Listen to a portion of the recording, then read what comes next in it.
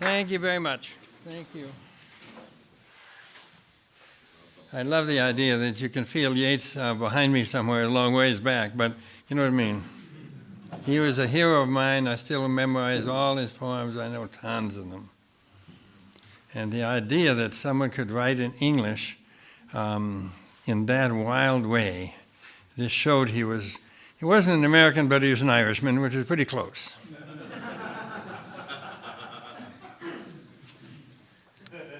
You know that poem, I might as well say, I better do it.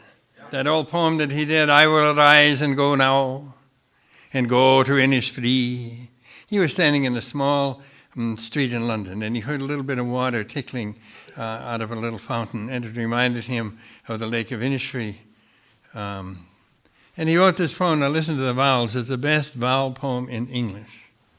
I will arise and go now, and go to Innisfree, and the small cabin build there of clay and the wattles made. 9 bean rows will I have there, and a hive for the honey bee, and live alone in the bee loud glade.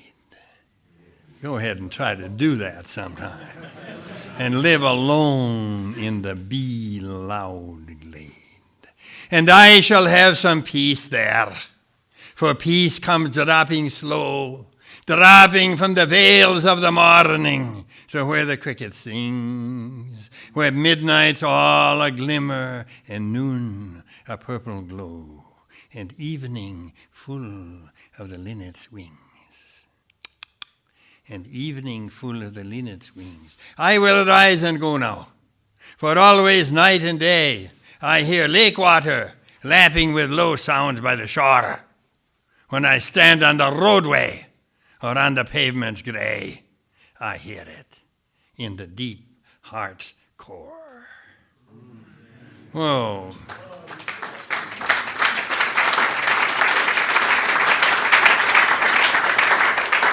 So I don't see our Irishman here. Is he here? Where is he?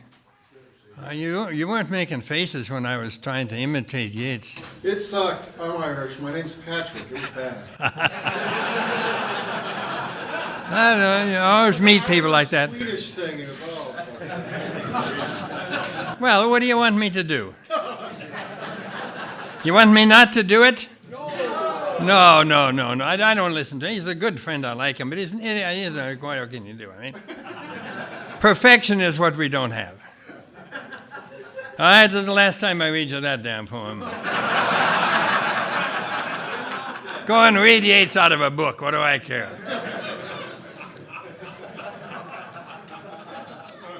But anyway, that's really one way you learn by memorizing. Of course, you're not forced to recite it. But I'm just saying, that's the way you learn is by memorizing.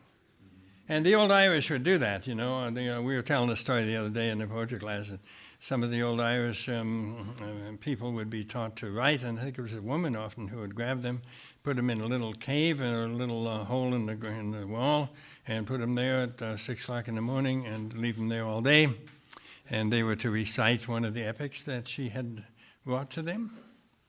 And they might know 24 of these epics by the time they were done with their little poetry class. That's how the ancient world, or their old ancient world, is preserved. Are you ready? All right, here's the one that Doug Van Kors wanted. These are ghazals or ghazals or ghazals, depending what part of the Muslim world you're in. And I mentioned something about them the other day. You have 36 syllables, basically, to say what you want to say. Change it. The drum says, the night we die will be a long night. It says the children have time to play. Tell the grown-ups they can pull the curtains around the bed tonight. The old man wants to know how the war ended. The young girl wants her breasts to cause the sun to rise. The thinker wants to keep misunderstanding alive. It's all right if the earthly monk is buried near the altar. It's all right if the singer fails to turn up for her concert. It's all right if the fat old couple keeps swirling around. Let the parents sing over the cradle every night. Let the pelicans go on living in their stickly nests. Let the duck go on loving the mud around her feet. It's all right if the ant remembers his way home. It's all right if Bach keeps reaching for the same note. It's all right if we knock the ladder away from the house. Last stanza. Even if you are a Puritan, it would be all right if you joined the lovers in their ruined house tonight. It's good if you can become a soul and then disappear.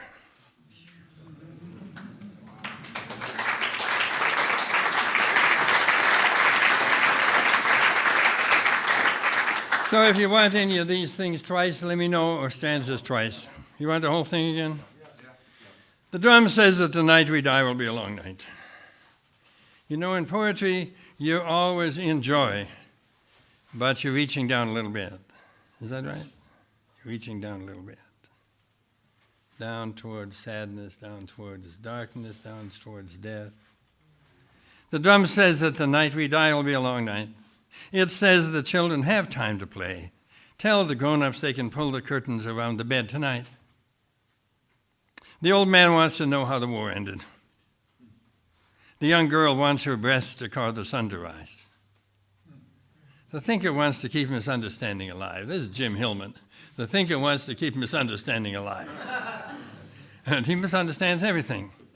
It's a form of elegance. And I love him for that. By the way, he has a new book called The Terrible Beauty of War. It's a book in prose.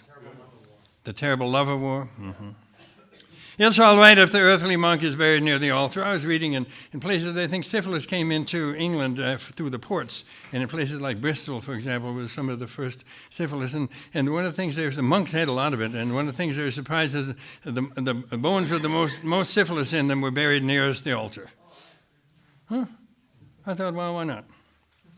It's all right if the earthly monk is buried near the altar. It's all right if the singer fails to turn up for her concert. It's good if the fat old couple keeps whirling around. Let the parents sing over the cradle every night. Let the pelicans go on living in their stickly nests. Let the duck go on loving the mud around her feet. It's all right if the ant remembers his way home. It's all right if Bach keeps reaching for the same note. It's all right if we knock the ladder away from the house. Even if you are a Puritan, it would be all right if you joined the lovers in their ruined house tonight. It's good if you become a soul and then disappear. So here's one called the Dingy Playing Cards. Friends, it's time to give up our hope for rapture. You know, all over the country, these insane fundamentalists are expecting a rapture. That means Jesus comes down and all the Democrats die. And he takes a few of them up in his airplane and everything, and the rest of them are screaming in volcanoes, and all the women get stuffed into volcanoes, you know, and especially gypsy women. There's no end to it. And that's called rapture. Unbelievable. You know, the English language is very malleable, and you can do any damn thing with it. Friends, it's time to give up our hope for rapture. Saucers will not carry us away. Raskolnikov had to depend on the police to help him sleep. That's a thing you can do here, because it's basically your line, the 36 line is broken into two 18-syllable units. And if you want to put the opposite in one, it's your business. Raskolnikov's got nothing whatever to do with the rapture of the saucers. It'll take you a while. Well, yeah. Raskolnikov had to depend on the police to help him sleep.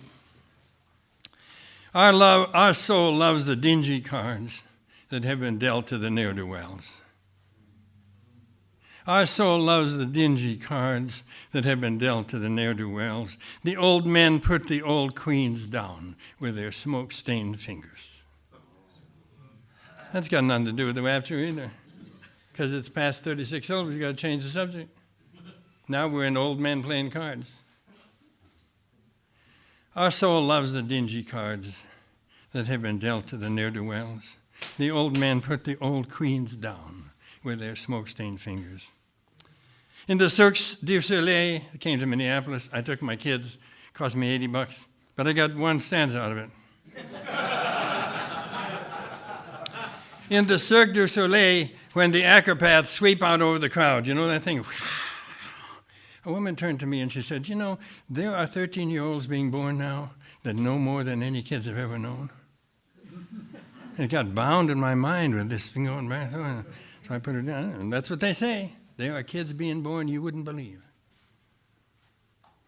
In the Cirque du Soleil, when the acrobats sweep out over the crowd, babies are being born who know much more than we ever did. The yellow teeth of old jackrabbits explains a lot about the shortage of mercy. I send all my poems to Don Hall. He said, I don't understand this at all. What the hell is the yellow teeth of jackrabbits? And I guess you haven't got them in New England. I don't know. But here we got jackrabbits, and they get long things like that, you know, and they'll break off and stuff like that. My brother and I used to go out at night and shoot jackrabbits from the back of a pickup. One would drive and the other one would shoot. You know, we'd go take them to Marietta and sell them for 25 cents a piece at 4 o'clock in the morning. Anyway, the yellow teeth of old jackrabbits explains a lot about the shortage of mercy. And the caterpillar's walk reminds us of the Mongols galloping toward Khorasan. The yellow teeth of old jackrabbits explains a lot about the shortage of mercy. And the caterpillar's walk reminds us of the Mongols galloping toward Khorasan. After the funeral, I got to change the subject again, don't I? I love these Mongols. You can put them in almost anywhere.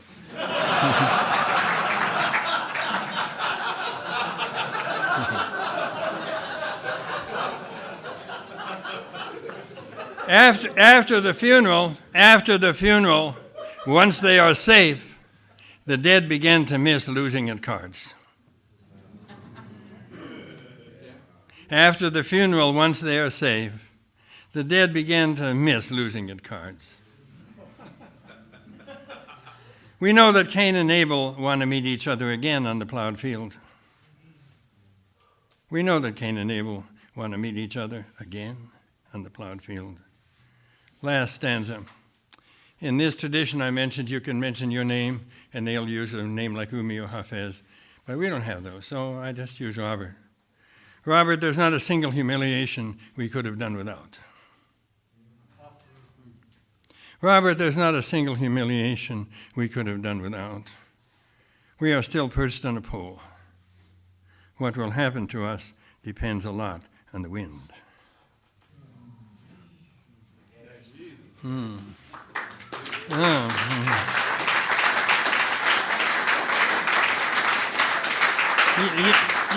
You understand what I'm saying in the first line? There's not a single humiliation. It's terrible to be humiliated. It's happened to me so many times. What? I'm a mixture of generosity and a total maniac, greedy person. And once in a while, a maniac, greedy person shows, you know. And then someone. So I don't regret that. Robert, there's not a single humiliation we could have done without. We are still perched on a pole. What will happen to us depends a lot on the wind. So it's interesting with a poem like this, because the stanza form allows you to bring in so many different ways of thinking and feeling and events from different parts of your life and so on, you don't have to make the whole thing hang together, and that's a big relief. So here's one that was done with our singing group in Minneapolis. We do a lot of dancing.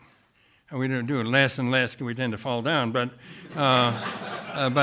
when sometimes we get up and we start to dance and we just dance around and singing, and you know, we did that one night. I couldn't remember who I was. I looked and I didn't recognize the walls or anything. And so I wrote this poem. Last night we took off our wolf skins and danced for hours, stamping our feet on the old rug. We were sand heaps breaking up in someone else's hands. That's the way it felt. It was when we sang the same 4 bars over and over that we gradually went mad on one precious foot that was never put down. It was when we sang the same 4 bars, you can imagine, it is when we sang the same 4 bars, it doesn't matter which ones they are, that's good. Same 4 bars over and over that we gradually went mad on one precious foot that was never put down. We couldn't tell for a while where the door was or where the corners were. That's really true. We didn't know if it was our crying or someone else's that filled the room. You've had that experience, have you? We couldn't tell if it was our crying or someone else. Who's crying in this room? It's you, moron. You've been crying with me. We didn't know if it was our crying or someone else's that filled the room. What good will all this dancing do for anyone? Oh, it's nothing. It'll never do any good. It's as precious as 100 hours of prayer. What good will all this dancing do for anyone? That's nothing. It'll never do any good. It's as precious as 100 hours of prayer. We have no idea why our bodies are jumping up and down or why our throats are full of sound. All our years of everything have come to nothing. All our years of everything have come to nothing. I love that. Love that idea.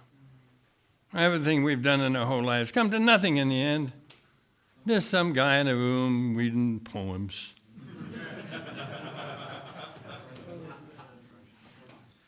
We couldn't tell where the walls of the floor were.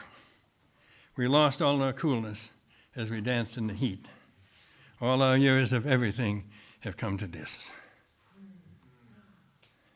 We couldn't tell where the walls and floor were. We lost all our coolness as we danced in the heat. All our years of everything have come to this. I've never read that aloud, so thank you for listening to that.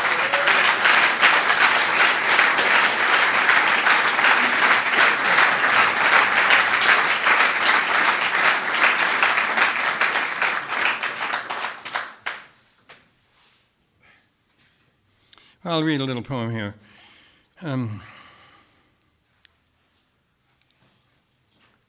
From my wife, when we were lovers, we did various disgraceful things that the small town all knew about. Mailing evidence to the prosecutors, it's called.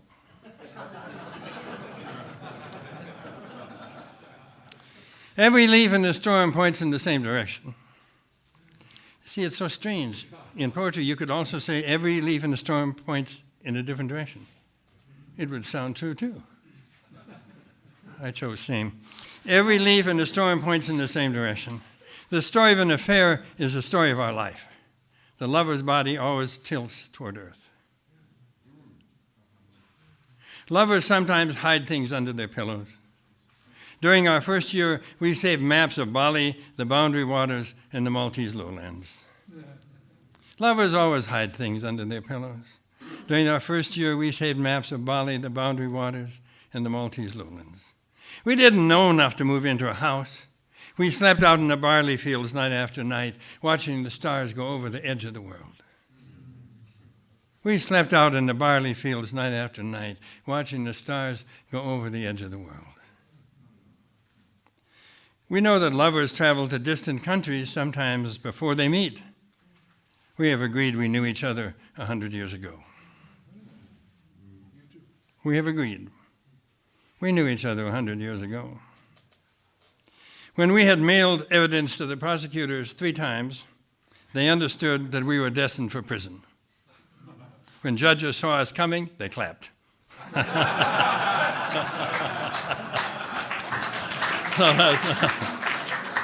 When we had mailed evidence to the prosecutors 3 times, they understood that we were destined for prison. And when judges saw us coming, they clapped. The 2 of us were blind, but we did drive our horses over the endless prairie. You judges, tell me if you've ever seen wagons that traveled so far. That got you, did it? Mm-hmm. The 2 of us were blind, but we did drive our horses over the endless prairie. You judges, tell me if you've ever seen wagons that traveled so far. Thank you.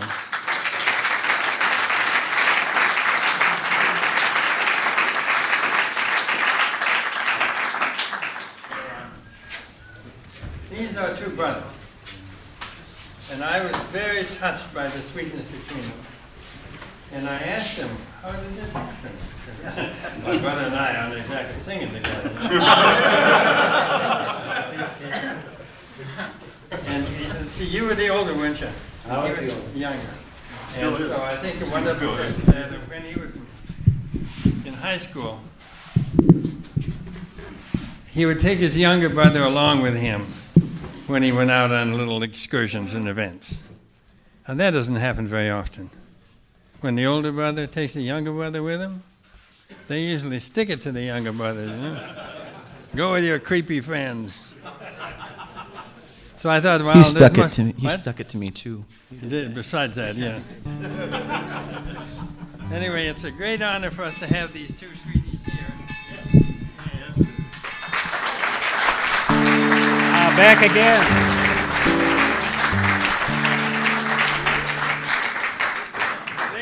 They've done the CD. What's the name of that CD? The first one with this song on it. Oh, with Come Thou Fount on it is a hymns record called Hymns, Streams yeah. of Mercy.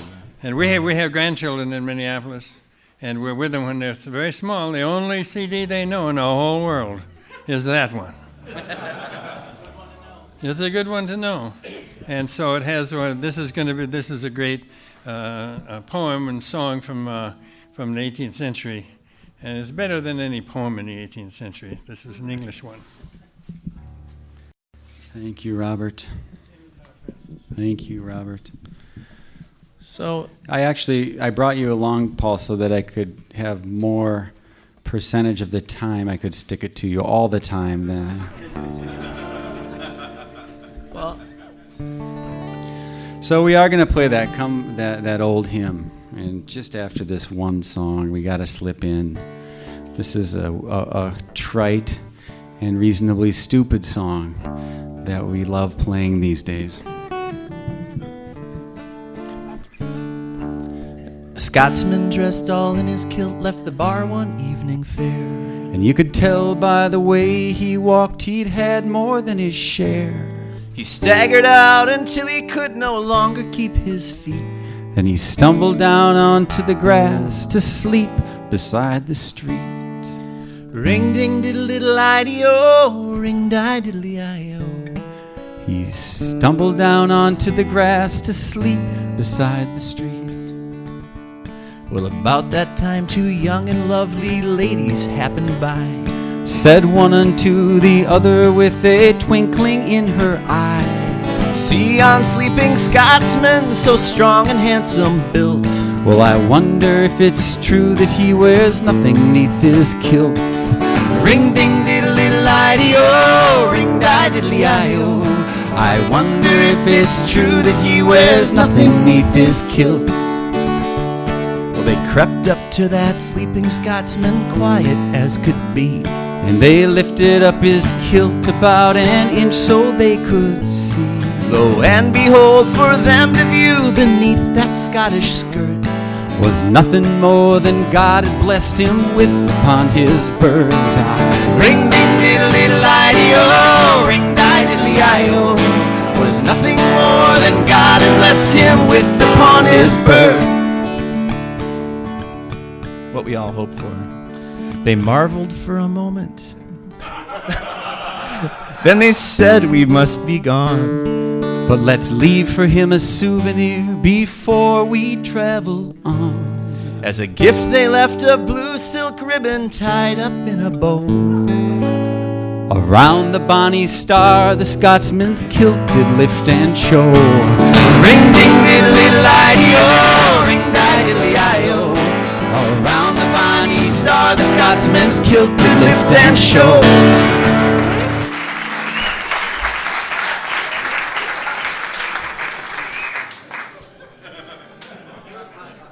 Now we can play a hymn.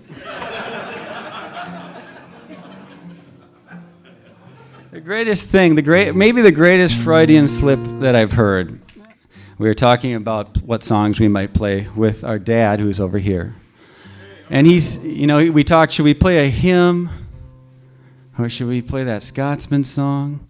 And he said, well, I really love the wing wang of that, those two. He meant to say yin yang, but he said wing wang.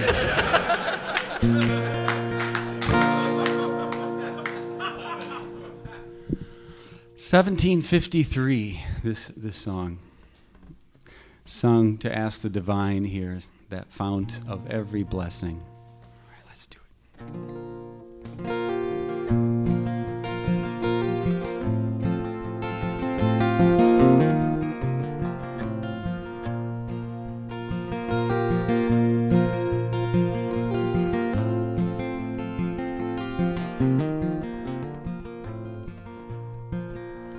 Come thou fount of every blessing, tune my heart to sing thy grace.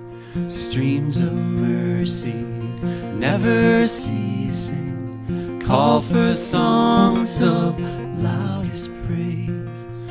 Teach me some melodious sonnet, sung by flaming tongues above.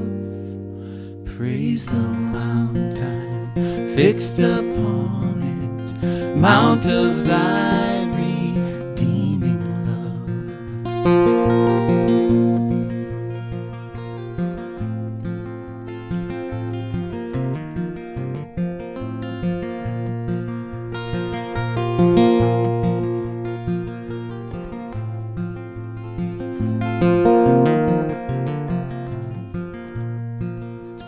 Oh, to grace, how great a debtor daily I'm constrained to be.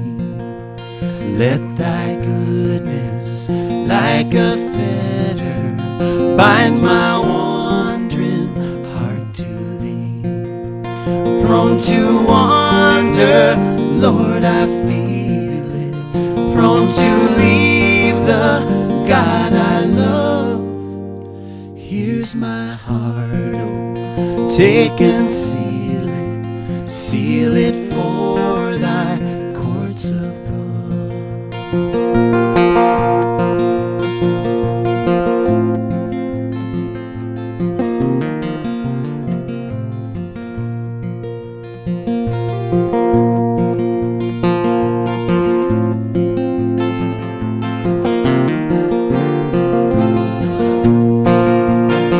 To grace, how great a debtor daily I'm constrained to be. Let thy goodness, like a fetter, bind my wandering heart to thee. Oh, to grace, how debtor daily I'm constrained to be. Let thy goodness, like a fetter, bind my wandering heart to thee.